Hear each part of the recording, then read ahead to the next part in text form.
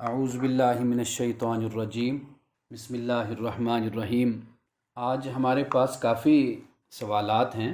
ایک تو 4 سوال وہ ہیں جو گروپ میں ہم نے بھیجے تھے، اور اس کے علاوہ 3-4 سوال اور بھی ہیں تو جو مجھے شرکاء نے بھیجے ہیں، تو وہ جنہوں نے مجھے سوالات بھیجے ہیں وہ تقریباً کوئی 3-4 سوالات ہیں۔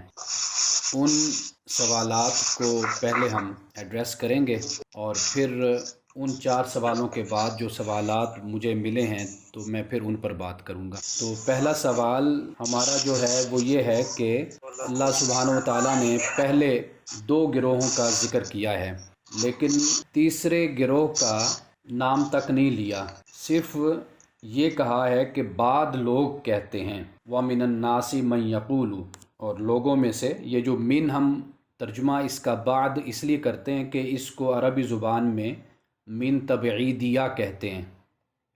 جو گرامر سے واقفیت رکھتے ہیں وہ جانتے ہیں کہ من تبعیدیہ یعنی بعد، کچھ لوگ۔ تو اللہ سبحانہ و تعالیٰ نے یہاں پہ جو اسلوب اختیار کیا ہے، سوال یہ پیدا ہوتا ہے کہ سورۃ البقرہ میں پہلے تو اللہ سبحانہ و تعالیٰ نے مومنین کا ذکر کیا، الذین یؤمنون بالغیب۔ اچھا، دوسرے گروہ کا جب ذکر کیا تو اللہ نے فرمایا ان الذین کفروا سواء علیہم، بے شک وہ لوگ جنہوں نے کفر کیا، اور انہی کے بارے میں اللہ نے کہا کہ ختم اللہ علی قلوبہم، اللہ نے مہر لگا دی ان کے دلوں پر۔ اب اس پہ ہم نے گزشتہ درس میں بڑی تفصیل کے ساتھ بات کی تھی کہ اللہ تعالیٰ نے کیسے مہر لگا دی اور کیوں مہر لگائی، تو لیکن اس کا ضمناً ایک سوال اب اس درس میں بھی آ چکا ہے، اس کا جواب میں آگے جا کر دوں گا، کیونکہ اسی مقام پر اور اسی رکوع میں اللہ سبحانہ و تعالیٰ نے یہ فرمایا ہے فی قلوبہم مرض فزادہم اللہ مرضا، ان کے دلوں میں روگ ہے، مرض ہے، بیماری ہے، اللہ تعالیٰ نے زیادہ کر دیا ان کی مرض کو، یعنی ان کی مرض کو بڑھا دیا۔ تو یہاں پر بھی یہی سوال مجھے بھیجا ہے صاحب نے کہ اللہ سبحانہ و تعالیٰ نے خود ہی ان کی مرض میں اضافہ کر دیا۔ تو یہ بالکل اسی طرح کا سوال ہے کہ جس پہ ہم نے گزشتہ درس میں بات کی تھی کہ اللہ تعالیٰ نے ان کے دلوں پر مہر لگا دی اور ان کی سماعت اور بصارت کے آگے پردہ ہے، تو اس پہ ہم بعد میں بات کریں گے۔ تو جو پہلا سوال ہے وہ 2 گروہوں کے بعد جن کا اللہ نے نام لیا ہے، لیکن اس گروہ کا اللہ نے نام نہیں لیا۔ اب بات کہتے ہیں کہ منافقین ہیں، بلکہ اکثریت اور جمہور، میجورٹی جو علماء اور مفسرین کی ہے، اور حضرت عباس سے لے کر اب تک اکثر نے یہ کہا کہ اس سے مراد منافقین ہیں، اور چند لوگ ہیں بعد انہوں نے یہ کہا کہ اس سے مراد یہودی ہیں۔ اگر دیکھا جائے تو منافقین میں بھی یہودی تھے، یہودیوں سے ہی منافقین نکلے تھے۔ یہ جو بڑے بڑے قبیلے تھے جو قوم یہود کے، یا عبداللہ ابن ابی کی جو ہم بات کرتے ہیں، وہ تو ایک فرد تھا نا، ایک شخص تھا کہ جسے سردار بنایا جانے لگا تھا، تو رسول اللہ صلی اللہ علیہ وسلم تشریف لے آئے تھے، لیکن جو قبائل تھے ان کی بھی سرداری خطرے میں پڑ گئی تھی، یعنی جن کا مذہب یہودیت تھا یا نصرانیت تھا۔ تو پھر اسلام کی جو تعلیمات اور احکامات، اور پھر ایک معاشرتی اور سیاسی غلبہ اور اسلام کا پھیلاؤ اور ترقی اور لوگوں کا اسلام کو قبول کرنا، وہ سب کچھ دیکھ بھی رہے تھے، اور انہیں نظر بھی آ رہا تھا کہ مستقبل کا جو مذہب ہے، دین ہے، وہ اسلام ہے۔ یہودیت اور نصرانیت کے بجائے لوگوں نے اسلام کی طرف راغب ہونا ہے۔ اب اس چیز نے ان کے اندر ایک نفاق کو پیدا کر دیا تھا۔ قوم یہود کی جو تاریخ قرآن مجید بیان کرتا ہے، یا اس کے علاوہ قرآن مجید کے علاوہ اگر آپ اس وقت کی تاریخ کی کتابیں پڑھیں جو اس وقت اس دور کے حوالے سے لکھی گئی ہیں، تو اس سے بھی معلوم ہوتا ہے کہ یہودیت کو ماننے والے اپنے کردار میں، اخلاق میں بڑی گراوٹ کا اور پستی کا شکار تھے، اور اس سیاست کے بڑے ماہر تھے کہ انہوں نے وہاں کے قبائل کو، دیگر لوگوں کو آپس میں لڑا رکھا تھا۔ ان کی تجارت، ان کا کاروبار، ان کا اسلحہ، ان کا سب کچھ اسی طرح بکتا تھا۔ تو وہ پوری ایک تاریخ ہے قوم یہود کی، قرآن مجید نے بھی جا بجا مختلف مقامات پر ان کے کریکٹر اور کردار کو بیان کیا ہے۔ اور مدینے میں یہ لوگ موجود تھے اور یہ منافق بھی تھے. تو یہاں پر جب قرآن نے کہا وَمِنَ النَّاسِ مَن يَقُولُ، تو اس سے مراد یہی لوگ مراد ہیں، یعنی کچھ لوگ. اب یہ جو اسلوب اختیار کیا گیا ہے، یہ اسلوب بڑا منفرد اسلوب ہے کہ بعض لوگ، اللہ تعالیٰ نے یعنی ایمان والوں کی بات کی تو ایمان والوں کا نام لیا، کفر والوں کی بات کی تو کفر کا اللہ تعالیٰ نے نام لیا، کافروں کا، ان الذین کفروا. لیکن جب ان کی بات ہوئی تو اللہ نے ان کا نام ہی نہیں لیا. تو ایک تو اشارہ اس بات کی طرف ہو جاتا ہے کہ جیسے قرآن مجید بتاتا ہے نا، اللہ پاک کہتے ہیں میں ان سے کلام ہی نہیں کروں گا، بات نہیں کروں گا. تو بات نہ کرنا یہ در حقیقت ان کو رد کرنا ہوتا ہے، یعنی ایک لحاظ سے ان کو ذلیل کرنا. اسی طرح جب اللہ تعالیٰ ان کا نام ہی نہیں لیتا کسی گروہ کے طور پر، تو اس سے اشارہ اس بات کی طرف ہے کہ یہ کوئی کریکٹر کردار ہی نہیں ہے کہ انسان منافق بن جائے. چلیں کفر کرنے والے کھڑے ہو کر اعلان کفر کی بات تو کرتے ہیں نا کہ ہم کافر ہیں، یہ بھی چلیں کوئی کریکٹر تو ہوا نا. اور اسی طرح جو ایمان والے ہیں جنہوں نے دل سے اور زبان سے اسلام کو قبول کیا، یہ بھی کریکٹر ہے ایک کہ اپنی زبان اور دل سے ایک بات کو قبول کیا. کافر ہونا زبان سے اور دل سے جو بھی ہے بالکل واضح کھرا، یہ بھی ایک کریکٹر ہے. لیکن یہ کیا کریکٹر ہوا کہ زبان سے تو بڑے میٹھے بن گئے اور دل میں دوسرے کے لیے بغض اور کینہ رکھا. زبان سے کہا کہ جی ہم تمہارے ساتھ ہیں، اور پھر جب علیحدہ ہوئے اور جا کر اپنے دوستوں سے اور منافقوں سے اور مشرکوں سے ملے تو کہا کہ جی ہم تو ان کے ساتھ مذاق کرتے ہیں، استہزاء کرتے ہیں. تو یہ بھلا کیا کریکٹر ہوا؟ تو اس لیے اللہ سبحانہ و تعالیٰ نے یہاں پر اس گروہ کا ذکر ہی نہیں کیا، ان کا نام ہی نہیں لیا. یہ کہا وَمِنَ النَّاسِ مَن يَقُولُ، بعض لوگوں میں سے جو کہتے ہیں ہم ایمان لائے، اللہ پہ ایمان لائے اور یوم آخرت پہ ایمان لائے، اور فرمایا کہ یہ ایمان والے نہیں ہیں. اچھا یہاں پہ ایک اور بات بھی دیکھیے، اللہ سبحانہ و تعالیٰ نے یہ فرمایا وَمَا هُم بِمُؤْمِنِينَ، کہ یہ ایمان والے نہیں ہیں، یعنی مومن نہیں ہیں. تو اس سے یہ بات سمجھ آتی ہے کہ جو زبان سے خود کو مسلم کہتا ہے تو ہمیں اس بات کی تعلیم ہے کہ ہم اس کو مسلم مان لیں، اس لیے کہ وہ زبان سے کہہ رہا ہے. اور سورۃ النساء میں اسی بات کو اللہ تعالیٰ نے بیان کیا ہے کہ جو خود کو مسلمان کہتا ہے تو اس کو تمہیں کوئی حق نہیں پہنچتا کہ تم اس کے مسلمان ہونے کا انکار کرو یا تم کہو کہ نہیں تو نہیں ہے. تو ہمیں اس بات کا اختیار نہیں ہے کہ ہم کسی کے بارے میں یہ کہیں کہ یہ مسلمان نہیں ہے جو اپنے آپ کو مسلمان کہتا ہے. جو خود کو مسلمان کہے، ہمیں اختیار اس بات کا ہرگز نہیں ہے کہ ہم اس کے مسلمان ہونے کا انکار کریں یا ہم اس کو کہیں کہ تم مسلمان نہیں ہو. یعنی یہ مسئلہ بھی ہمارے سامنے واضح ہو جاتا ہے. اب قرآن مجید بھی اسی بات کو بیان کرتا ہے، اور سورۃ الحجرات کو اگر ہم دیکھتے ہیں وہاں پہ اللہ سبحانہ و تعالیٰ نے اعراب کو یہی بات فرمائی. قالت الاعراب آمنا، اعراب کہتے ہیں، بدو کہتے ہیں ہم ایمان لائے. فرمایا قل لم تؤمنوا ولکن قولوا اسلمنا، یہ کہو کہ ہم مسلمان ہوئے ہیں، یہ نہ کہو کہ ہم ایمان لائے. تو ایمان دل کی کیفیت کا نام ہے اور دل سے ماننے کا نام ہے. یہ فیصلہ تو اللہ پاک فرمائے گا کہ کس کے دل میں کتنا ایمان تھا، کتنا مومن تھا وہ. لیکن ایک معاشرے کی ذمہ داری یہ ہوتی ہے کہ اگر کوئی خود کو مسلمان کہتا ہے تو اس کو وہ تسلیم کر لے. اور ہمیں ظاہر ہی پر چلنے کی تعلیم دی گئی. اگر ایک شخص کا ظاہر وہ خود اپنی زبان سے کہتا ہے خود کو مسلمان، تو ہم اس کو مسلمان تسلیم کریں. باقی رہا باطن کا معاملہ، دل کا معاملہ، قلب کا معاملہ، وہ اللہ تعالیٰ جانتا ہے. تو ہمیں اس کا اختیار نہیں ہے کہ ہم دوسروں کے دلوں کو ٹٹولتے پھریں، اور ٹٹول سکتے بھی نہیں ہیں ہم. جب اب دلوں کو ٹٹولنے کی باتیں آتی ہیں تو پھر وہاں سے فتوی بازی شروع ہوتی ہے، پھر قتل و غارت شروع ہوتی ہے. تو آسان راستہ اللہ تعالیٰ نے ہمیں بتا دیا. یہاں پر بھی یہی اسلوب اختیار کیا، فرمایا وما ہم بمؤمنین، کہ یہ مومن نہیں ہیں. اب اگر ایک شخص خود کو مسلمان کہہ رہا ہے، رسول اللہ صلی اللہ علیہ وسلم کی زندگی میں، صحابہ کی زندگی میں، موجودگی میں خود کو مسلمان کہہ رہا ہے، تو اس کی زبان کا اعتبار کیا گیا. رسول اللہ صلی اللہ علیہ وسلم سے جب لوگوں نے، صحابہ کرام نے عرض کیا رسول اللہ یہ خود کہتے ہیں اپنی زبان سے کہ ہم مسلمان ہیں لیکن دل سے نہیں ہیں. حضور نے انتظار فرمایا جب تک اللہ تعالیٰ فیصلہ نہ کر دے ان کا.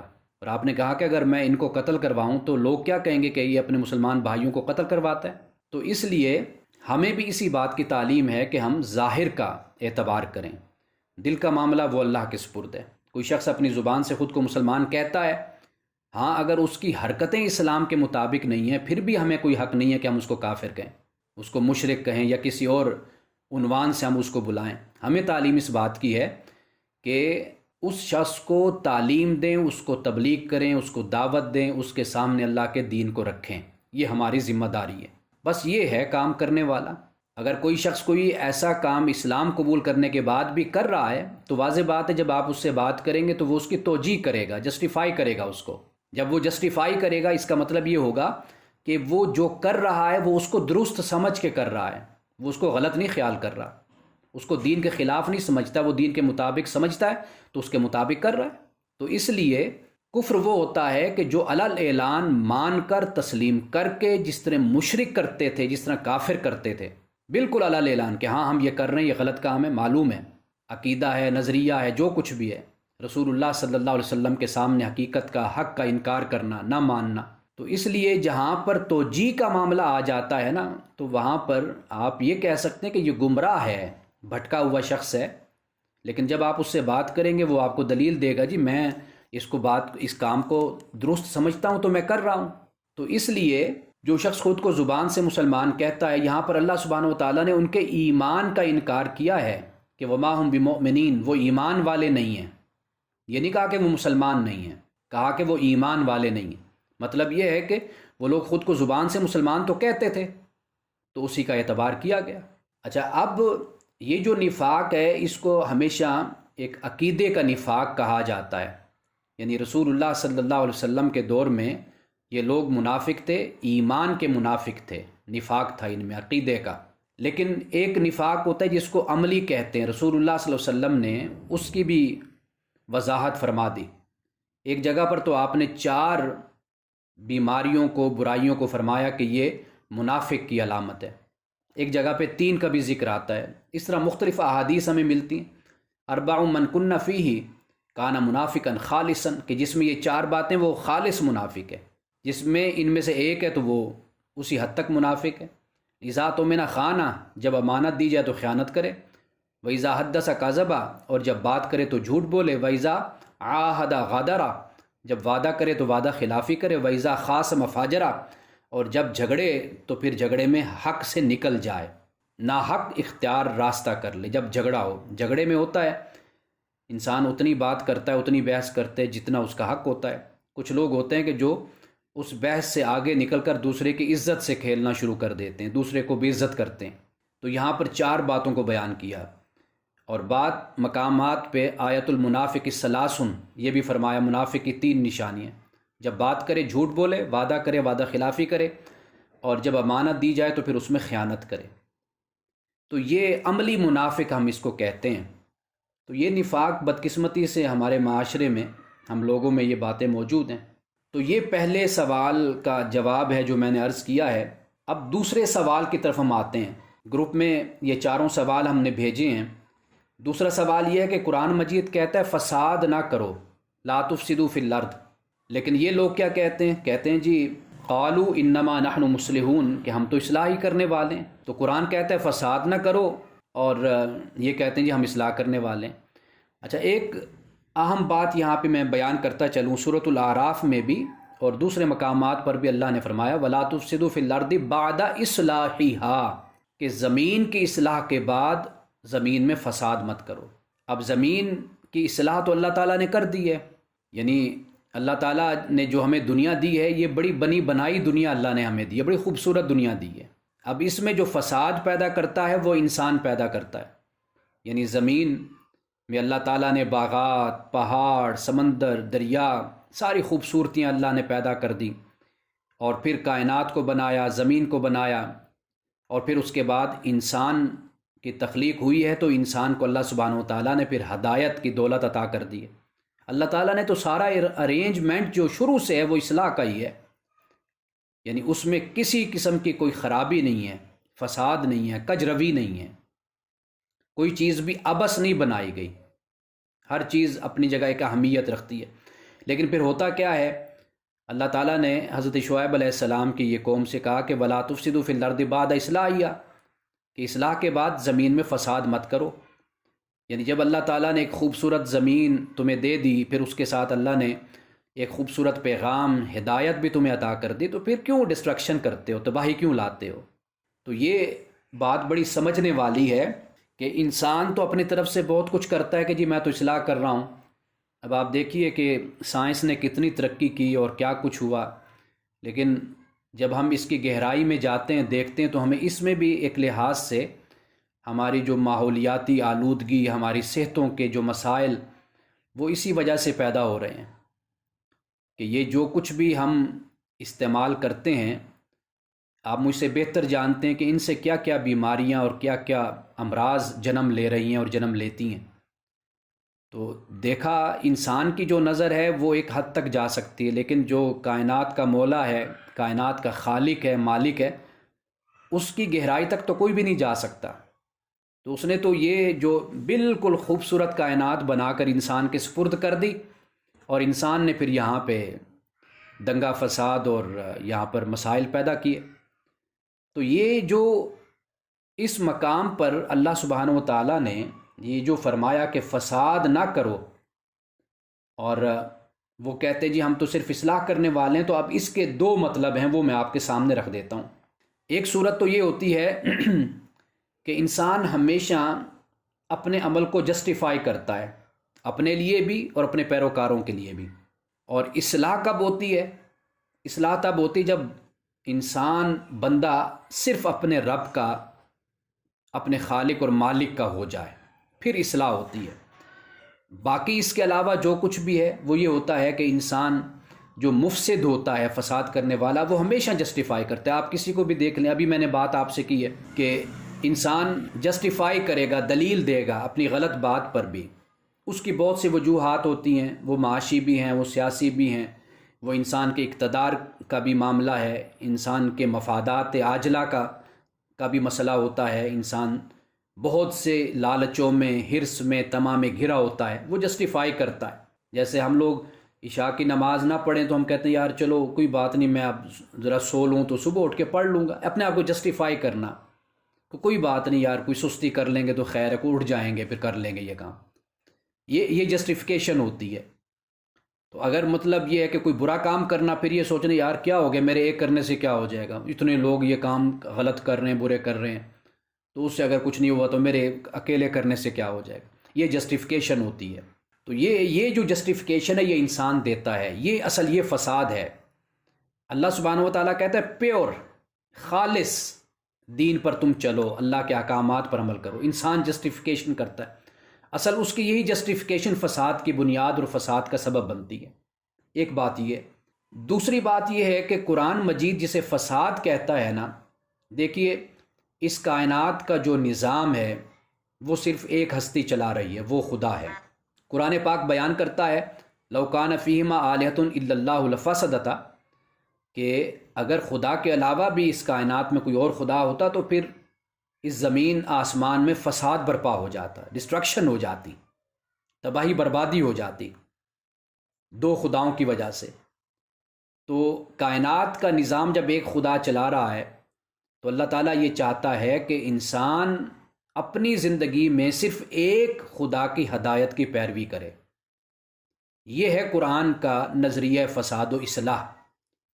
جب کائنات کا نظام دو خداؤں سے بگڑ جاتا ہے اور وہ ایک خدا ہے جو اس کائنات کا نظام چلا رہا ہے، تو اسی طرح اللہ تعالیٰ جب ہدایت ہمیں بھیجتا ہے، قرآن دیتا ہے، تو اس کا مقصد یہ ہے کہ فقط ایک ہی خدا کی پیروی کی جائے، اس کے احکامات کو مانا جائے، اللہ کے احکامات کو مانا جائے.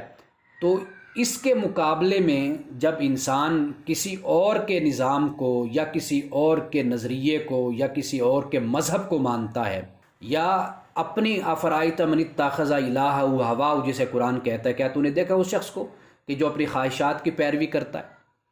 تو جب وہ اپنی خواہشات کو اپنا الہ بنا لیتا ہے، معبود بنا لیتا ہے، تو پھر وہاں سے فساد شروع ہوتا ہے.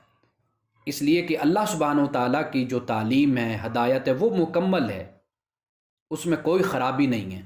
خرابی تب ہوتی جب انسان اپنی فکر، اپنے فلسفہ کو ہی حتمی اور آخری حیثیت سمجھتا ہے، تو وہاں سے فساد پیدا ہوتا ہے. تو قرآن کا جو نظریہ فساد و اصلاح ہے وہ بالکل مختلف ہے۔ اللہ تعالیٰ کا کائنات میں، یعنی یہ جو تکوینی نظام جس کو ہم کہتے ہیں نا، کائناتی نظام، اس میں اللہ تعالیٰ کا نظام ہے سارا۔ اسی طرح دوسرا نظام ہے جس کو نظام تشریعی ہم کہتے ہیں، شریعت کا نظام، دین کا۔ اس میں انسان جب اللہ کے نظام کی پیروی کرتا ہے، اللہ کے دین کی، تو پھر آپ یوں کہہ لیجئے کہ وہ اصل اصلاح ہے، اس راہ پر چل پڑتا ہے انسان۔ جب انسان اللہ کے دین کو چھوڑ کر اس کے مقابلے میں کوئی اور مذہب اور دین کو اختیار کرتا ہے تو وہاں سے فساد شروع ہو جاتا ہے۔ یہ دوسرا سوال ہو گیا۔ اب تیسرا سوال ہے کہ اللہ ان کا مذاق اڑاتا ہے، اللہ یستہزئ بہم ویمدہم فی طغیانہم یعمہون۔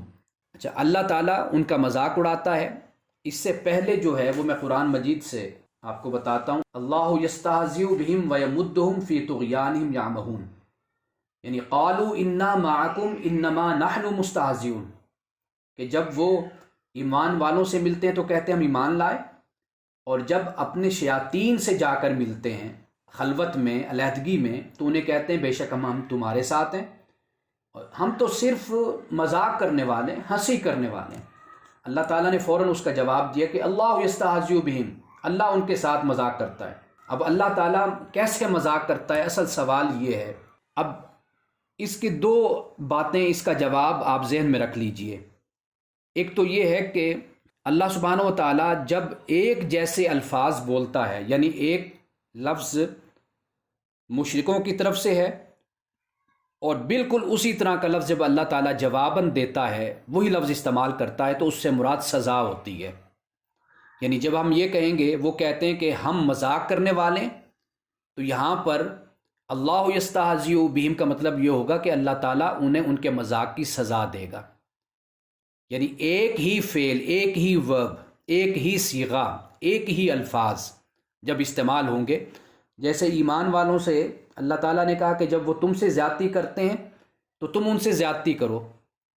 اب یہ تو نہیں نا کہ ایمان والے جو وہ زیادتی کرتے ہیں، کفر کرنے والے، تو کیا ایمان والوں نے کوئی ناانصافی کے ساتھ زیادتی کرنی؟ نہیں۔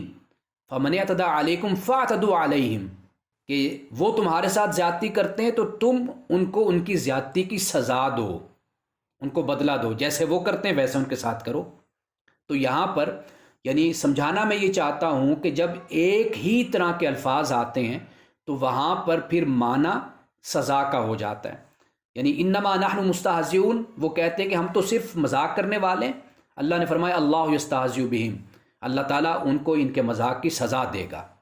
ایک تو یہ مطلب ہو جاتا ہے، اور دوسرا یہ ہوتا ہے کہ جب اللہ سبحانہ و تعالیٰ کی طرف ایسے فعل کی نسبت ہوتی ہے نا، تو پھر اس سے مراد نتیجہ ہوتا ہے۔ یعنی جب اللہ تعالیٰ کہتا ہے ختم اللہ علی قلوبہم، اللہ تعالیٰ نے ان کے دلوں پر مہر لگا دی۔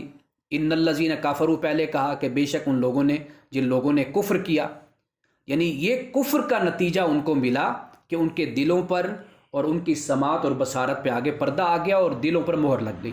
یہ ان کے عمل کا نتیجہ ہے۔ تو یہاں پہ جب اللہ سبحانہ و تعالیٰ یہ فرماتا ہے کہ اللہ ان کا مذاق اڑاتا ہے، تو مذاق اڑانے سے مراد یہ ہے کہ اللہ سبحانہ و تعالیٰ ان کو ان کے اس عمل کا نتیجہ عطا کر دیتا ہے۔ وہ نتیجہ کیا ہے؟ وہ ذلت و رسوائی ہے، وہ ان کو مل گیا نتیجہ۔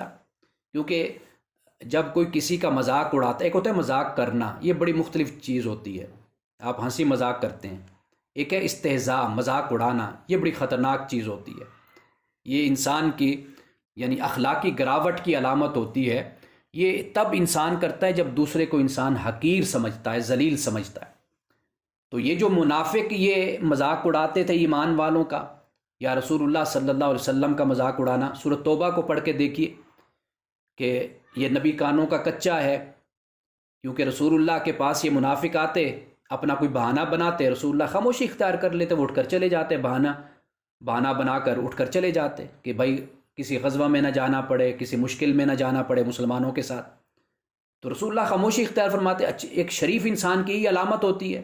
اب یہ تو نہیں نا کہ کوئی آ کر کوئی بہانہ بیان کرے، کوئی بات کہے تو بندہ اس پہ جرح شروع کر دے، اس پر بحث شروع کر دے، یہ تو نہیں طریقہ ہوتا۔ شریف انسان کی یہ علامت ہوتی ہے کہ جو اس نے کہا ٹھیک ہے، خاموشی سے مان لیا، اعتبار کر لیا وقتی طور پر۔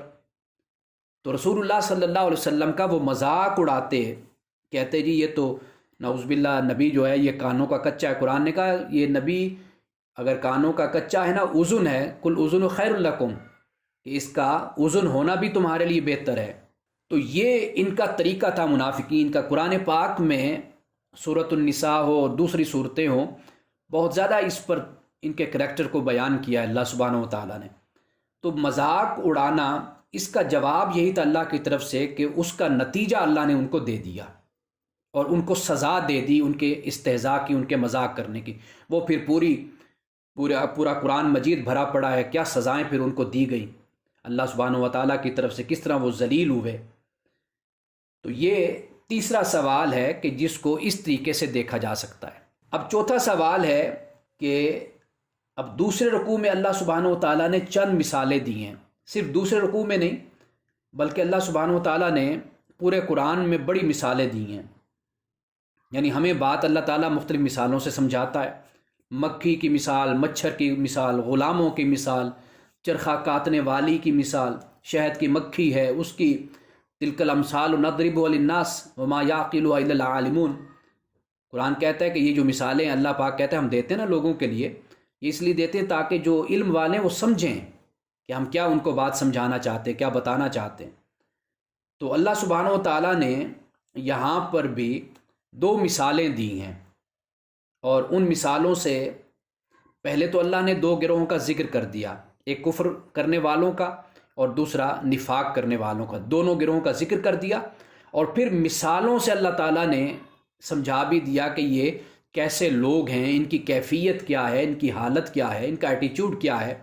اب دیکھیے اللہ سبحانہ و تعالیٰ نے جو دو مثالیں دی ہیں، ایک مثال یہ ہے کہ مَثَلُهُمْ كَمَثَلِ الَّذِي اسْتَوْقَدَ نَارًا، ان کی مثال ایسے کہ جیسے ایک شخص نے آگ کو روشن کیا۔ رسول اللہ صلی اللہ علیہ وسلم نے، جیسے حدیث میں آتا ہے کہ آپ فرماتے ہیں کہ بھئی میں نے آگ کو روشن کیا، یعنی ہدایت کی طرف تم لوگوں کو بلایا لیکن تم اس سے بھاگے۔ تو فرمایا فَلَمَّا أَضَاءَتْ مَا حَوْلَهُ ذَهَبَ اللَّهُ بِنُورِهِمْ، پس جب ماحول آس پاس کا روشن ہو گیا، آگ نے کر دیا، تو پھر ذَهَبَ اللَّهُ بِنُورِهِمْ، اللہ لے گیا ان کے نور کو، وَتَرَكَهُمْ، اور ان کو چھوڑ دیا فی ظلمات، اندھیروں میں، لا یبصرون، وہ نہیں کچھ دیکھتے۔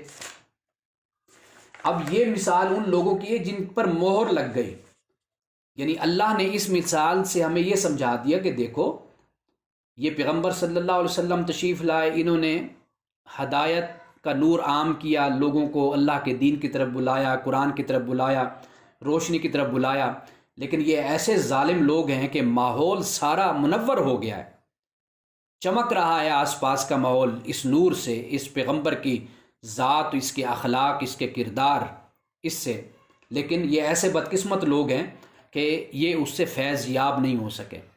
یہ جو میری اس بات کو یاد رکھیے کہ نتیجہ اللہ تعالیٰ دیتا ہے، عمل کا نتیجہ، جہاں پر اللہ کی طرف کسی فعل کی نسبت ہوتی ہے، ایکشن کی، اس سے مراد نتیجہ ہوتا ہے۔ تو یہاں پر جب اللہ نے کہا کہ اللہ لے گیا ان کے نور کو اور چھوڑ دیا ان کو اندھیروں میں، یعنی یہ اللہ تعالیٰ نے ان کو ان کے عمل کا نتیجہ دیا۔ اس کی مثال میں ایسے دیا کرتا ہوں کہ جیسے بٹن آپ نے بند کیا، آف کیا، سوئچ آف کیا، لائٹ چلی گئی۔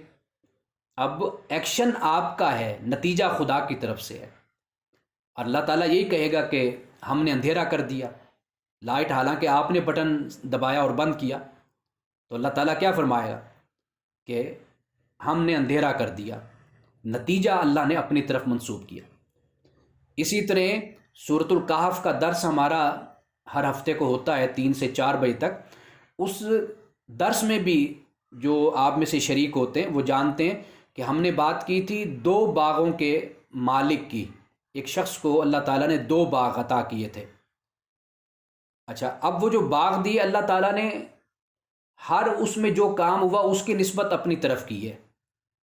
تو ایسا بھی ہوتا ہے کہ جو اچھا کام ہے اس کی نسبت اللہ تعالیٰ اپنی طرف کرتا ہے، اور جب کوئی یعنی اچھے کام کی نسبت، جیسے وہ باغ میں کتنی محنت کی ایک شخص نے، یعنی اس نے درخت لگائے، اس نے نہر کھودی، اس نے سارا ہی کام کیا، سینچا اپنے باغ کو، لیکن اللہ تعالیٰ کہتا ہے ہم نے کیا، حالانکہ اللہ نتیجہ دینے والا ہے۔ ایک شخص نے محنت کی، اللہ تعالیٰ نے اس کو پھل دیا، کھجور ہوئی، انگور ہوئے، اللہ تعالیٰ نے اس کو خوبصورتی اس کے باغ کو عطا کی، حالانکہ محنت انسان نے کی ہے، لیکن نسبت اللہ اپنی طرف اس کے فعل کی کر رہا ہے۔ کیوں کر رہا ہے؟ نتیجہ اللہ تعالیٰ دیتا ہے۔ اسی طرح کوئی شخص برا کام کرتا ہے تو اللہ سبحانہ و تعالیٰ جب یہ فرماتا ہے کہ نور لے گیا اور اندھیروں میں چھوڑ دیا ان کو، تو اس سے مراد اللہ تعالیٰ نے اس کے عمل کا نتیجہ اس کو دیا۔ گزشتہ درس کی آڈیو ہم نے اپنے گروپ میں شیئر کی ہے، اس کو مزید کوئی سمجھنا چاہتا ہے اس بات کو تو اس کو سن لے، اس میں نے بڑی تفصیل کے ساتھ ختم اللہ علی قلوبہم پہ روشنی ڈالی ہے، تو وہاں سے آپ کو مزید یہ جو کانسیپٹ ہے یہ کلیئر ہو جائے گا۔ تو ایک تو یہ مثال اللہ نے دی، یہ ان لوگوں کی مثال دی جن پر مہریں لگا دی۔ اچھا، اب اس سے آگے دیکھیے کہ جن پر مہریں لگائی نا، ان کے بارے میں اللہ نے فرمایا سم بکم عمی فہم لا یرجعون، بہرے گنگے اندھے ہیں تو یہ لوٹیں گے نہیں۔ اچھا، جب سم بکم عمی، آپ دیکھیے کہ قرآن مجید میں جب کسی صفت کو بیان کیا جاتا ہے درمیان میں واو لگائی جاتی ہے۔ سمن یہاں پر واو نہیں ہے، بکمن واو نہیں ہے، عمیون واو نہیں ہے۔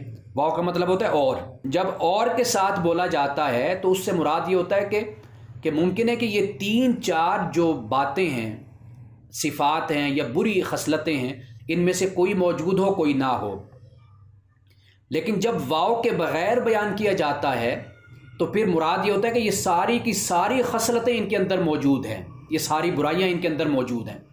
تو یہاں پر اللہ سبحانہ و تعالیٰ نے جب ان کفار کی بات کی ہے جن پر اللہ نے مہر لگا دی، تو اللہ تعالیٰ نے ان کے بارے میں کہا سم بکم عمی فہم لا یرجعون، کہ یہ لوگ گنگے بہرے اندھے ہیں، یہ لوٹیں گے نہیں۔ مطلب یہ ہے کہ ان میں یہ نہیں ہے کہ صرف ایک صفت موجود ہو، بلکہ تینوں کی تینوں صفتیں ان لوگوں کے اندر موجود ہیں۔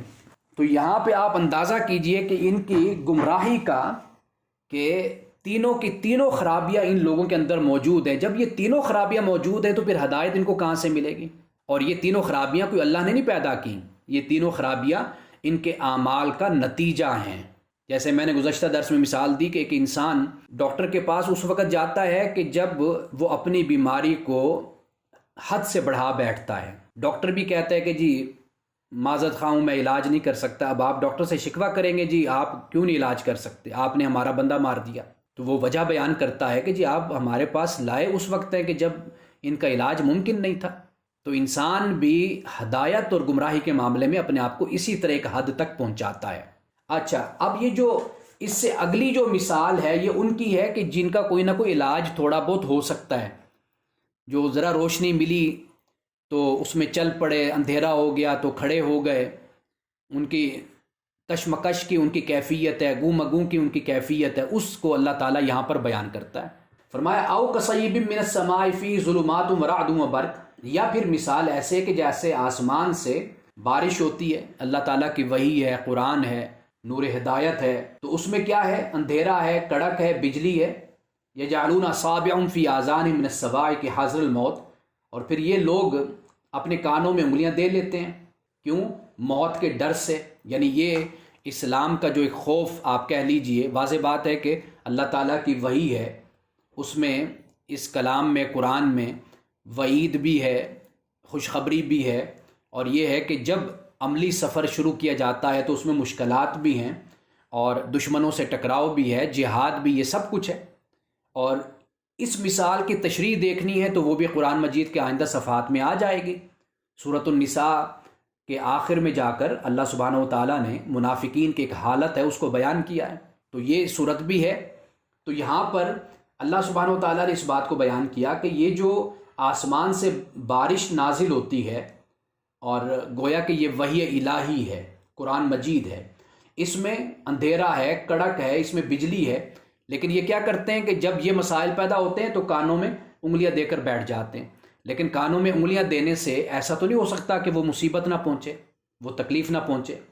اور اللہ کافروں کو گھیرے ہوئے ہے، یکاد البرق یخطف ابصارہم، اب یہ کہ قریب ہے کہ بجلی ان کی نظر کو لے جائے، اچک کے لے جائے ان کو۔ لیکن جب کبھی وہ روشنی ہوتی، بجلی چمکتی ہے، روشنی ہوتی ہے تو اس میں یہ چلنے لگتے ہیں، اور جب اندھیرا ہو جاتا ہے تو یہ ٹھہر جاتے ہیں۔ اور اگر اللہ چاہتا، اب یہ الفاظ توجہ طلب ہے، اگر اللہ چاہتا تو ان کی سماعت اور بصارت کو لے جاتا۔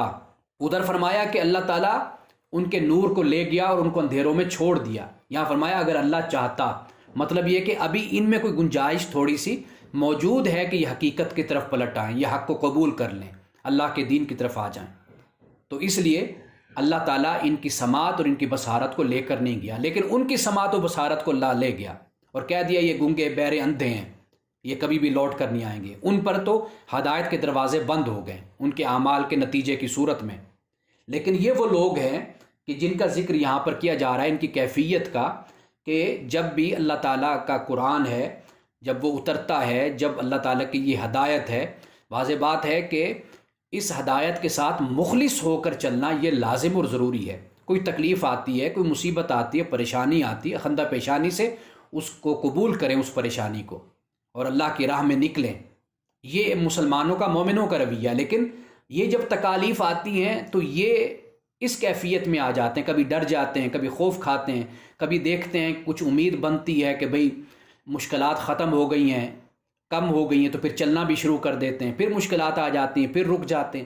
یعنی اس گو مگو کی کیفیت میں ڈبل مائنڈڈ یہ لوگ ہیں، کنفیوزڈ ہیں۔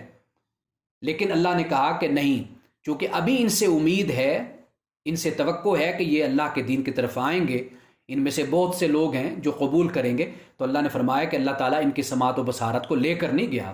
اگر اللہ چاہتا تو لے جاتا، تو نہ لے جانے کی وجہ یہی ہے کہ ان میں ابھی امید ہے، ابھی ہدایت کی طرف آنے کی ایک رمق اور خواہش موجود ہے۔ یہ مثالیں قرآن مجید میں بہت سے مقامات پر اس طرح اللہ سبحانہ و تعالیٰ نے ہمیں بات سمجھائی ہے۔ اب اس سے آگے چلتے ہیں جی۔ ایک سوال یہ ہے کہ اب یعنی جو میں نے سوالات بھیجے تھے وہ مکمل ہو گئے، اب وہ سوالات ہیں جو آپ لوگوں کی طرف سے آئے ہیں۔ پہلا سوال یہ ہے کہ جی کہ جو یہ وَمِنَ النَّاسِ مَن يَقُولُ آمَنَّا بِاللَّهِ وَبِالْيَوْمِ الْآخِرِ وَمَا هُم بِمُؤْمِنِينَ، کہ بعد لوگ ایسے ہیں جو کہتے ہیں ہم ایمان لائے اللہ پہ، یوم آخرت پہ، حالانکہ وہ ایمان والے نہیں ہیں۔ تو کیا یہ آیت جون سی ہے یہ مسلمانوں پر اس کا اطلاق نہیں ہوتا، یہ مسلمانوں پر لاگو نہیں ہوتی؟ اس حوالے سے میں نے پہلے آپ کو بتا دیا کہ جو مدینے کے منافق تھے وہ عقیدے میں نفاق تھا ان کے، یعنی عقیدے میں نفاق سے مراد یہ ہے کہ دل سے وہ نہیں مانتے تھے لیکن ظاہراً اپنے آپ کو مسلمانوں کے ساتھ شامل کرتے تھے۔ جیسے میں نے ابھی پڑھا وَإِذَا لَقُوا الَّذِينَ آمَنُوا قَالُوا آمَنَّا، ایمان والوں سے ملتے تھے کہتے ہیں جی ہم ایمان لائے۔ وَإِذَا خَلَوْا إِلَىٰ شَيَاطِینِهِمْ، جب اپنے دوستوں سے تنہائی میں جاتے ہیں تو کہتے ہیں ہم مذاق کرتے ہیں، مذاق کرنے والے۔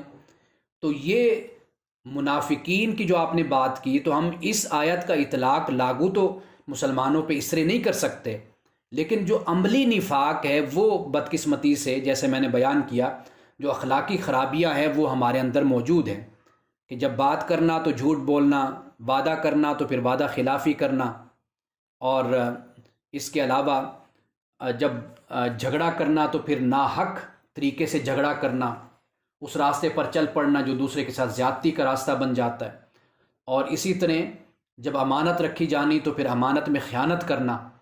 یہ کردار تو ہمارا عملی نفاق آپ کہہ لیجئے، یہ تو ہمارے ہاں موجود ہے، اور اس میں کوئی شک نہیں ہے کہ مسلمانوں کو اس وقت دو مسئلوں کا سامنا ہے، ایک علمی زوال کا اور ایک اخلاقی زوال کا۔ اور اخلاقی زوال وہ اس پر میں کیا تبصرہ کروں، اس پر کیا میں گفتگو کروں، تجارت ہے، سیاست ہے، مذہب ہے، اہل مذہب ہیں، معاشرت ہے، گھر ہیں ہمارے، وہ سب کچھ بے عملی بد عملی نظر آتی ہے ہماری زندگیوں میں، اجتماعی طور پر دیکھ لیجئے، انفرادی طور پر دیکھ لیجئے۔ تو ہمیں ضرورت ہے کہ ہم اپنی اصلاح کریں۔ اس لیے وہ فیس بک پر ہی کسی نے یہ لکھا تھا کہ اگر کسی پاکستان میں جس سے بھی پوچھیں وہ کہے گا کہ میں عاشق رسول ہوں، لیکن صورتحال یہ ہے کہ سب عاشق رسول ہیں لیکن پاکستان کی کسی بھی دکان پہ خالص چیز نہیں ملتی۔ تو یہ کیسا عشق، کیسی محبت ہے کہ جو ہمارے اخلاق اور ہمارے کردار کو نہیں سنوارتی۔ تو ہم مسلمانوں کو اپنا احتساب کرنا چاہیے، دوسرے کی طرف انگلی اٹھانے کے بجائے اپنے آپ کو درست کرنا چاہیے، اپنی اصلاح ہمیں کرنی چاہیے۔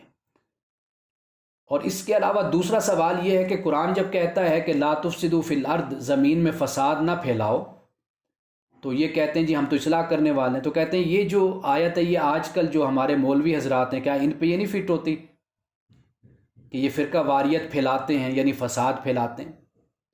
دیکھیے، اس طرح کسی طبقے کا نام لے کر اور نسبت کر کے کسی پر تبصرہ کرنا اور کسی پر تنقید کرنا یہ میرے مزاج کے خلاف ہے، لیکن میں صرف اتنی بات ضرور کہتا ہوں کہ کسی طبقے کو نشانہ بنانے کے بجائے یہ دیکھنا چاہیے کہ بھئی کہ ہمارے ہاں جو طبقہ رہنمائی کرنے والا ہے یا لیڈ کرنے والا ہے وہ اس بات کو ضرور مد نظر رکھے کہ بھئی جو وہ سوسائٹی میں کرنا چاہتا ہے آیا کہ وہ فساد ہے یا وہ اصلاح کا کام ہے۔ اس میں کوئی شک نہیں ہے کہ فرقہ واریت پھیلانا، فرقہ واریت کو عام کرنا، مسلمانوں کو تقسیم کرنا ایک لحاظ سے بلکہ یہ ہے ہی فساد۔ قرآن مجید نے اس کو ناپسند کیا ہے فرقہ واریت کو، اور بلکہ سورۃ البقرہ میں ہی اللہ سبحانہ و تعالیٰ نے فرمایا والفتنۃ اکبر من القتل، فتنہ بڑا ہے قتل سے، یعنی خون ریزی، جنگ، فساد، جنگ کرنا یہ جو ہے یہ اتنا بڑا نہیں ہے جتنا بڑا فتنہ ہے، یہ نقصان دہ ہے معاشروں کے لیے، انسانوں کے لیے۔ یہ تو قرآن پاک بھی اس بات کو بیان کرتا ہے۔ لیکن یہ بات یاد رکھیے کہ جب زوال آتا ہے تو زوال ہمیشہ اجتماعی ہوتا ہے، کبھی ایسا نہیں ہوتا کہ آپ یہ کہیں کہ جی ہم تو بڑے صاف ستھرے ہیں، بڑے پاکیزہ ہیں، یعنی سیاستدان ہیں وہ کہیں جی ہم بڑے پاکیزہ ہیں، جو تاجر حضرات ہیں وہ کہیں جی ہم بڑے اچھے ہیں، فلاں کہیں جی ہم اچھے ہیں۔ نہیں، ایسا نہیں ہوتا۔ جب زوال آتا ہے تو پھر سارے طبقوں پر زوال آتا ہے۔ اور جمعرات کو جو ہماری کلاس ہوتی ہے 3 سے 4 بجے تک الفوز الکبیر کی، وہ بڑی دلچسپ ہے آپ لوگوں کے لیے اگر اس کی آڈیو بھی آپ سنیں، کیونکہ اس میں حضرت شاہ ولی اللہ نے مختلف طبقات کا، گروہوں کا ذکر کیا ہے، مشرکین کا، اور مشرکین کے حوالے سے اسی بات کو انہوں نے بیان کیا ہے کہ مشرکین کی اکثریت غلط نظریات پر قائم تھی اور اجتماعی کریکٹر زوال کا شکار تھا، لیکن پھر بھی کچھ لوگ ایسے تھے کہ جو حنفاء تھے، حضرت ابراہیم علیہ السلام کے دین کو جاننے والے اور ماننے والے تھے اور اللہ سے دعا کرتے تھے۔ تو کچھ لوگ تو ہمیشہ ہوتے ہیں، انہیں استثناء حاصل ہوتا ہے، لیکن زوال ہمیشہ اجتماعی طور پر ہوتا ہے، اور اکثریت کا جو کریکٹر، کردار، اخلاق اور علم ہوتا ہے وہ زوال پذیر ہوتا ہے۔ اسی بنیاد پر ہی ہم کہتے ہیں کہ یہ معاشرہ زوال پذیر ہے۔ چند لوگ ہوتے ہیں جو اپنے آپ کو ان سے جدا کر کے صورتحال سے رکھتے ہیں، اور ان کی کوشش ہوتی ہے کہ وہ درست بات کے ساتھ جڑے رہیں، حق بات کے ساتھ جڑے رہیں۔ تو اس لیے علماء ہوں، کوئی بھی ہوں، تو زوال پھر ہر شعبے میں آتا ہے۔ علماء کا جو معاملہ ہے اس وقت بدقسمتی سے یہی ہے کہ ہمارے ہاں فرقہ واریت ہے، مختلف مسالک ہیں اور مختلف فقہیں ہمارے ہاں ہیں، ہر کوئی ایک فقہ کو، ایک فرقہ کو فالو کرتا ہے۔ جب اللہ کا دین آیا تھا تو اس وقت یہ کچھ بھی نہیں تھا، تو اس میں کوئی شک نہیں ہے کہ یہ مسائل ہمارے ہاں ہیں، لیکن ان کی اصلاح کا طریقہ یہی ہے کہ لوگوں کو اویئرنیس دی جائے۔ اور یہ جو مناظرانہ انداز ہمارے ہاں اختیار کیا جاتا ہے، تنقید کی جاتی ہے، میں نے یہ دیکھا ہے کہ اس سے کبھی بھی خیر برآمد نہیں ہوتی، کبھی خیر برآمد نہیں ہوتی۔ یہ ایسے ہی ہوتا ہے کہ جب آپ دوسرے کو تعصب، ضد کے مقام پر کھڑا کر دیتے ہیں، وہ کبھی بھی آپ کی بات کو سننے کے لیے تیار نہیں ہوتا۔ ایک آپ کے گھر کا بچہ بھی ہے نا، جب آپ اس کو کٹہرے میں کھڑا کر کے اس پر آپ الزام لگا کر یا اس پر تنقید کر کے آپ کہیں نا کہ وہ آپ کی بات کو سنے گا، وہ کبھی نہیں سنے گا۔ تو اس لیے ہمیشہ اصلاح کا انداز اختیار کیجئے، دعوت کا طریقہ اختیار کیجئے۔ آپ دیکھیں گے، میرا ذاتی تجربہ ہے کہ جو لوگ پہلے دن میرے ساتھ آ کر بیٹھے اور پھر جب 2 4 5 سال 10 سال گزر گئے، وہ خود اس بات کو بیان کرتے ہیں کہ گریجولی آپ نے ہمارے اندر آپ تبدیلی لائے۔ اگر پہلے دن جس طرح ہم آپ کے پاس آئے تھے، اگر آپ اسی وقت ہم سے ٹکرا جاتے اور تصادم کا طریقہ اختیار کرتے تو ہم آپ سے بھاگ جاتے۔ تبدیلی لانی ہے لوگوں میں تو پھر دیکھیے، جو آپ کے پاس 20-25 سال کی عمر میں آیا ہے تو 20-25 سال تو اس نے کچھ نہ کچھ سیکھا ہے معاشرے سے، اب یکدم وہ کیسے تبدیل ہوگا؟ تو آپ اس پر محنت کریں، آہستہ آہستہ، بڑی ٹالرنس کے ساتھ، پیشنس کے ساتھ، صبر کے ساتھ آپ کو چلنا پڑتا ہے۔ انسان کا رویہ بدل جائے تو پھر سب کچھ بدل جاتا ہے۔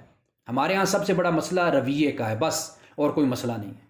سوچ، فکر، لوگ بڑی اعلیٰ قسم کی افکار اور نظریات رکھتے ہیں، لیکن لوگوں کا رویہ اتنا غلط ہوتا ہے، بھیانک ہوتا ہے، اتنا سخت ہوتا ہے کہ کوئی ان کی اچھی بات بھی سننے کے لیے تیار نہیں ہوتا۔ ایک عالم دین ہے فیس بک پہ، میں انہیں یہی مشورہ دے رہا تھا کہ آپ بڑی اچھی بات کہتے ہیں، لیکن اپنے موقف کو دلیل کے ساتھ بس بیان کر دیا کریں، مت کسی کا نام لے کر اس پہ تنقید کریں یا کسی کو ذلیل کریں، یہ نہ طریقہ اختیار کیا کریں۔ آپ اپنا موقف پیش کریں گے، ہر شخص آپ کی بات کو سنے گا۔ جب آپ اپنے موقف کے ساتھ ساتھ دوسرے کو ذلیل کرتے ہیں نا، تو اس طریقے سے کوئی بھی آپ کی بات سننے کے لیے تیار نہیں ہوتا۔ یہ میں ان کی خدمت میں عرض کر رہا تھا، بڑی اچھی بات وہ لکھتے ہیں، بڑی دلیل کے ساتھ لکھتے ہیں، لیکن سٹارٹ کہاں سے کرتے ہیں کہ یہ سیکولر جی، یہ فلاں جی، پتہ نہیں کیا کیا، مجھے تو نام بھی نہیں آتے، نہ یاد رہتے مجھے نام، مختلف فرقوں کے نام لیں گے، مختلف لوگوں کے نام لیں گے، ان پر تنقید نام لے کر کریں گے، پھر اپنی بات پیش کر رہے ہوتے ہیں۔ اب جب شروع سے کوئی پڑھے گا، وہ ان کی بات کو پڑھے گا ہی نہیں کہ بھئی اس میں کتنی علمیت ہے اور کتنی دلیل ہے ان کی بات میں۔ تو اس لیے آپ بات ضرور کیجئے، لیکن تھوڑا سا ایک ایسا انداز اختیار کیجئے کہ لوگ آپ کی، جیسے قرآن کہتے ہیں نا، قولوا للناس حسنا، حسن سے، خوبصورتی سے لوگوں سے بات کریں۔ رسول اللہ سے یہ اللہ پاک نے فرمایا کہ آپ وَقُلْ لَهُمْ قَوْلًا مَعْرُوفًا، کہ لوگوں سے آپ بات کیجیے تو معروف طریقے سے بات کیجیے، ایک اچھا انداز جو طریقہ ہوتا ہے اس طریقے سے لوگوں سے آپ بات کیجیے جو دل میں، قول بلیغ بھی قرآن میں آیا کہ ایسی بات کیجیے جو دل میں اترنے والی ہو۔ ہمارا مسئلہ یہ ہے کہ ہم جہاں کھڑے ہوتے ہیں بس ہم سمجھتے ہیں کہ ہم ہی حق پر ہیں، باقی ساری دنیا جو ہے وہ فساد پھیلا رہی ہے، وہ گمراہ ہے، بدعتی ہے، مشرک ہے، فلاں ہے، فلوں ہے، تو لہٰذا ہماری اب ذمہ داری بن گئی کہ ہم ڈنڈا لے کے کھڑے ہو جائیں۔ اس سے میں نے دیکھا ہے کبھی خیر نہیں پیدا ہوتی، ہمیشہ شر ہی پیدا ہوتا ہے اس سے۔ اب اس سے آگے جو سوال کیا گیا ہے جی، وہ یہ ہے کہ فزادہم اللہ مرضا، کہ اللہ تعالیٰ نے ان کی مرض میں اضافہ کر دیا، بیماری میں۔ اچھا، اب یہ سوال بالکل اسی طرح کا ہے کہ اللہ تعالیٰ نے مہر لگا دی۔ یہاں میں یہ عرض کر دوں کہ پہلے تو آپ سمجھ لیجئے کہ مرض کیا ہے، بیماری کیا ہے۔ اصل میں جو بیماری ہوتی ہے، یہ انسان جب ایک اعتدال کی حالت سے ہٹتا ہے نا تو اس کو بیماری کہتے ہیں۔ آپ کا جسم ہے، یہ ایک اعتدال پر مبنی ہے تو صحت مند ہیں آپ۔ اعتدال سے ہٹے گا تو آپ بیمار ہو جائیں گے، آپ بیمار ہو جائیں گے تو یہ جو مریض ہو جائیں گے، اسی کو اصل میں مرض کہتے ہیں۔ اچھا، اب بیماری دو قسم کی ہوتی ہیں، ایک جسمانی بھی ہوتی ہے، ایک روحانی بھی ہوتی ہے، یعنی اخلاقی بیماری بھی ہوتی ہے۔ اب یہ جو کینہ، حسد، عداوت، بغض ہے نا جی، یہ ایسی بیماری ہے کہ جب تک انسان اس کا علاج نہیں کرتا یہ بڑھتی چلی جاتی۔ یہ کیسے بڑھتی ہے میں آپ کو بتاتا ہوں۔ آپ دیکھیے حضرت نوح علیہ السلام نے اللہ سبحانہ وتعالیٰ کی بارگاہ میں جب یہ عذاب کی درخواست کی تھی تو کیا فرمایا تھا؟ فلم یزدہم دعائی الا فرارا، کہ اے مولا میں ان کو بلاتا ہوں، میرا بلانا جو ہے نا ان میں اضافہ کرتا ہے۔ کس چیز کا اضافہ کرتا ہے؟ فرار کا، یعنی میں جتنا ان کو بلاتا ہوں یہ اتنا مجھ سے بھاگتے ہیں، جتنا بلاتا ہوں اتنا یہ مجھ سے بھاگتے ہیں۔ اور اسی طرح قرآن میں اللہ تعالیٰ نے رسول اللہ صلی اللہ علیہ وسلم کے بارے میں بھی یعنی یہی فرمایا کہ یہ جو کافر ہیں، مشرک ہیں، ان کو یہ پیغمبر جتنا ہدایت کی طرف بلاتا ہے یہ یعنی اتنا ان میں نفرت پیدا ہوتی ہے۔ اب یہ بھی ایک کینہ اور حسد کا، عداوت کا، دشمنی کا ایک انداز ہوتا ہے کہ جس شخص میں ایک چیز دشمنی اور مخالفت اور ہردرمی بیٹھ جاتی ہے نا، آپ اس کو بلاتے ہیں تو وہ اتنا زیادہ آپ سے بھاگتا ہے۔ آپ جتنی اچھی بات اس کو سنائیں گے وہ اتنا آپ سے دور ہوگا۔ تو یہ کفار و مشرکین کا رویہ تھا جس کو یہاں پر اللہ تعالیٰ نے بیان کیا کہ فزادہم اللہ مرضا، یعنی ان کی جو مرض ہے اس میں اللہ تعالیٰ نے اضافہ کیا، اس کو بڑھا دیا۔ یعنی یہ نتیجہ ان کو ملا کہ جو کینہ، جو حسد، جو بغض ان کے اندر، عداوت موجود تھی، جتنا یہ نبی ان کو آواز دیتا، ان کو بلاتا کہ آؤ بھائی اللہ کے دین کی طرف آؤ، یہ اتنی ان کی عداوت اور دشمنی اس میں اضافہ ہوتا چلا جاتا تھا۔ تو یہ اس بات کا جواب ہے۔ آپ یوں سمجھیے کہ اللہ سبحانہ و تعالیٰ نے قرآن میں کہا انا ہدیناہ السبیل اما شاکرا و اما کفورا، کہ بے شک ہم نے انسان کو دونوں راستے دکھا دیے ہیں، وہ اب اس کی مرضی ہے شکر گزار بنے یا اس کی مرضی ہے وہ ناشکرہ بنے۔ اب اللہ تعالیٰ نے سارے اسباب مہیا کر دیے، پیدا کر دیے، اب انسان کی مرضی ہے کہ وہ کس راستے پر چلتا ہے۔ جس راستے پر چلے گا وہی چیز بڑھتی چلی جائے گی۔ جیسے کہ انسان غلط راستے پر چلتا جاتا ہے وہ اپنی منزل سے دور ہوتا چلا جائے گا۔ جتنا ایک شخص اگر سیدھے راستے پر چلتا جائے گا وہ اتنا ہدایت اپنی منزل کے قریب ہوتا چلا جاتا ہے۔ تو یہی معاملہ مرض کے بڑھنے کا بھی ہوتا ہے۔ مرض انسان کی بڑھتی ہے جب انسان بد پرہیزی کرتا ہے، اور بد پرہیزی روحانی حوالے سے یہی ہوتی ہے کہ انسان اپنا احتساب نہیں کرتا، اپنے نفس کا جائزہ نہیں لیتا۔ انسان جب اپنا احتساب کرتا ہے کہ میرے اندر کیا برائی ہے، کیا خرابی ہے، پھر اس کو انسان دور کرتا ہے کہ میرا رب کن باتوں سے ناراض ہوتا ہے، کن باتوں سے خوش ہوتا ہے۔ تو یہ اصل وہ بات ہے کہ مرض بڑھتی چلی جاتی ہے۔ اللہ تعالیٰ کہتا ہے کہ اللہ نے اس مرض کو بڑھایا، اس مرض میں فی قلوبہم مرض فزادہم اللہ مرضا، جو ان کے دلوں میں مرض ہے اس میں اللہ تعالیٰ نے اضافہ کیا۔ تو یہ اضافہ یہی ہے کہ اللہ تعالیٰ ان کو نتیجہ دیتا ہے ان کے عمل کا۔ اچھا، آخری سوال شیطان کے حوالے سے پوچھا گیا ہے، اور دیکھیے شیطان کے دو مطلب ہیں۔ ایک تو ہے یعنی شاطنہ سے اس کا باب بنتا ہے شین تو نون۔ شیطان کا ایک تو مطلب ہوتا ہے سرکش ہونا، یعنی اس کے باب کے حساب سے بتا رہا ہوں، اس کے مادہ کے روٹ کے حساب سے، یعنی سرکش ہونا، اور جیسے شدید غصہ، اور انسان شدید غصے میں وہ مشتعل طبیعت انسان کی ہوتی ہے، اس کو بھی شیطان عربی زبان میں کہتے ہیں کہ فوراً مشتعل ہو جانا، یہ بھی شیطان کے معنی میں ہے۔ اچھا، دوسرا جو ہے اس سے مراد اللہ تعالیٰ کی رحمت سے دور ہونا، چونکہ ایک مطلب اس کا دور ہونا بھی ہے، تو اللہ تعالیٰ کی رحمت سے دور ہونا اس کو بھی شیطان کہتے ہیں۔ اب جب یہاں پر وَإِذَا خَلَوْا إِلَىٰ شَيَاطِينِهِمْ کہا کہ جب وہ خلوت میں جاتے ہیں اپنے شیاطین کے ساتھ، تو یہاں پر شیاطین سے مراد واضح بات ہے کہ یہ سرکش لوگ ہیں، شریر قسم کے لوگ ہیں، اور اس سے مراد وہی لوگ ہیں کہ جو اسلام کی دشمنی میں اندھے ہو چکے ہیں، مشتعل قسم کے لوگ ہیں جن میں اشتعال حد کی ہے۔ ایک تو یہ مطلب ہو گیا، دوسرا پھر وہ اللہ کی رحمت سے دور بھی ہو گئے۔ شیطان کو شیطان بھی اس لیے کہا قرآن مجید نے۔ تو یہاں پر جب شیطان مراد ہم لیتے ہیں تو اس سے مراد یعنی منافقین ہو گئے، ان کے جو دوست ہیں، مشرک ہیں، وہ مراد یہاں پر ہے۔ تو الحمدللہ اس دفعہ 4 سوال تو میں نے اپنے مطالعے سے بھیجے تھے، لیکن تقریباً کوئی 4-5 سوال آپ لوگوں کی طرف سے بھی آ گئے۔ تو آپ لوگوں کی طرف سے جب سوال آئیں گے تو واضح بات ہے کہ آپ نے مطالعہ کیا ہے، پڑھا ہے، تو آپ کی طرف سے سوال آیا ہے۔